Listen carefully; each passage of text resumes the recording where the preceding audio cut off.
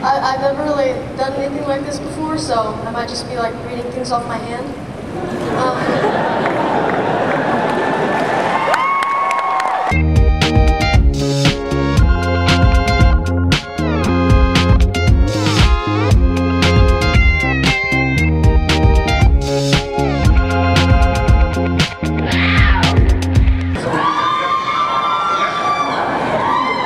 Hello! Sorry, I'm just scared out of my mind here.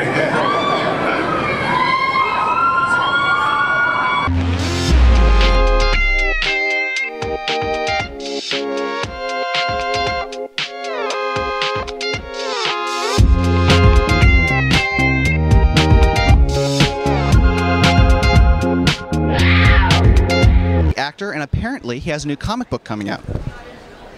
Well, you just published Bad Planet, the graphic novel. We got the trade paperback, hardcover, black and white, special Comic-Con edition.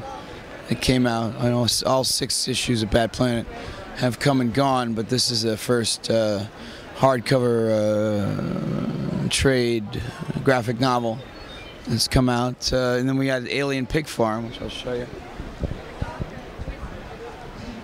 So here's Alien Pig Farm. It's Todd Farmer wrote this. It's Dukes of Hazzard meets Mars Attacks with sexy girls. Mark Schultz did the cover. It's a beautiful book. And what is Bad Planet about, for those who don't know? This is a sort of a apocalyptic world takeover type thing, where a bunch of 12-legged alien death spiders land like cockroaches and just start taking over. Get a shot of the death spider behind you, drawn by John Wrightson. Apparently death spiders like Starbucks. This here's an alien death spider. That's a small one. That's a baby. The big ones are about the size of a large dog. Now, more recently, you are in a TV show on HBO called Hung, and I saw the first episode, and I gotta say, it was just a fantastic portrayal of the father character by yourself. If any of these of your comic book work are ever going to go to the screen or TV, would you be, you know, a Mr. Big Shot in the main role? If any of these comic books Yeah. went to the big screen, I'd think about playing in. I guess.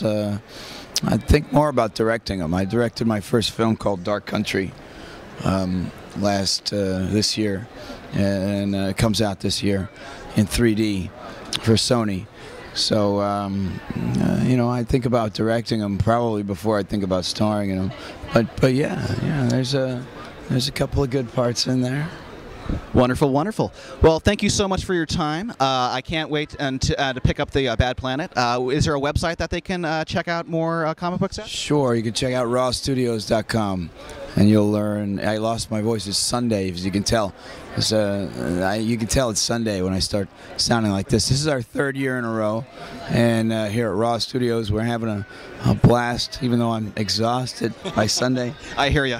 we wanna come back next year and have even more, bigger and better things for you guys. Although this year has been pretty great with our trade paperback and our hardcover Bad Planet. So rawstudios.com, folks, check it out. Thomas Jane, everyone. Thank you so much for your time. Thanks, pal. Appreciate it. No problem.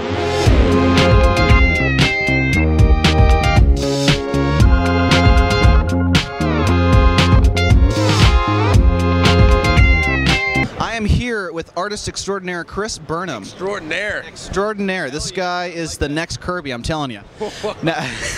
Now, Chris, you do a book with Joe Casey called Nixon's Pals. Nixon's Pals. And how long has that been out for? That's been out since 2008, right? It's 2009 now, right? Yeah. Oh, yeah, over the last 5 days, I've utterly lost all sense of space and time. I don't even know if it's Thursday or Sunday anymore at the Comic-Con. I think it's both. Time just comes to a standstill here. Yeah, it really does. It's crazy. Now, Nixon's Pals, when I first heard of the book on Around Comics, good podcast, you should check it out, he's a regular guest, I assumed it was just about, like, Richard Nixon, and I was like, okay, so some political comedy, but it's actually, in reality, nothing like that, is it? It could not have less to do with Richard Milhouse Nixon if we tried.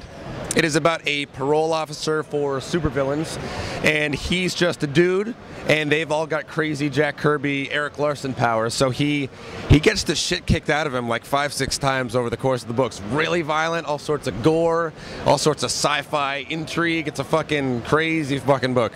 And, you know, it doesn't hurt that you have a writer like Joe Casey on the book. I mean, I think he's done a couple other comics of some sort, yeah. Not that I've heard of. I think this is I gave him his big shot with this, and I think he's going to be all right. Okay, so keep an eye out for this Joe Casey fella. Now, with this coming out, what do you have next on your plate?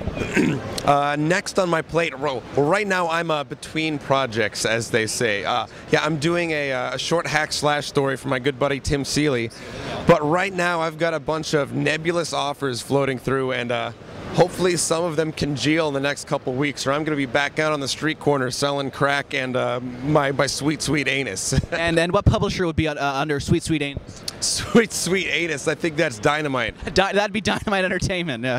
Written by Garth Ennis and art by Mr. Chris Burnham. Yes. Well, Chris, thank you so much for your time.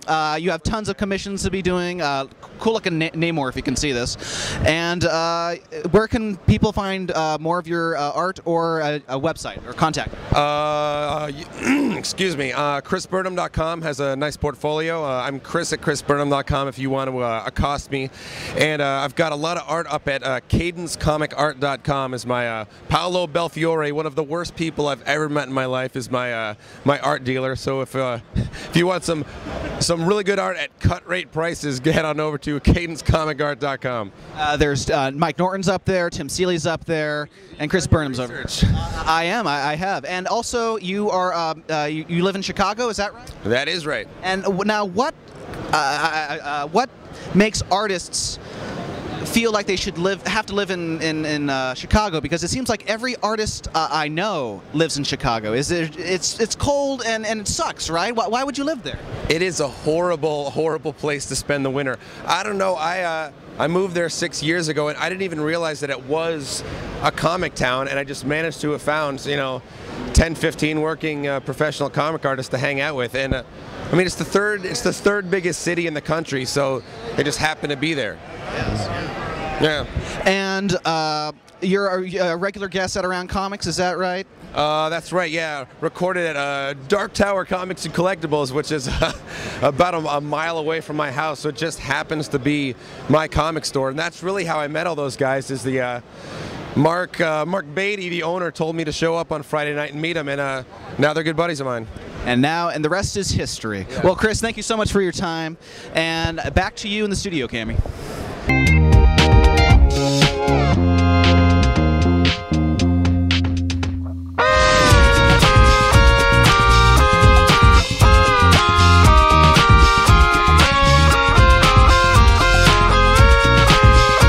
I'm here with John Layman and Rob Guillory, the creative team of Chew, the little indie darling that's pretty much skyrocketed online, especially if you're a collector.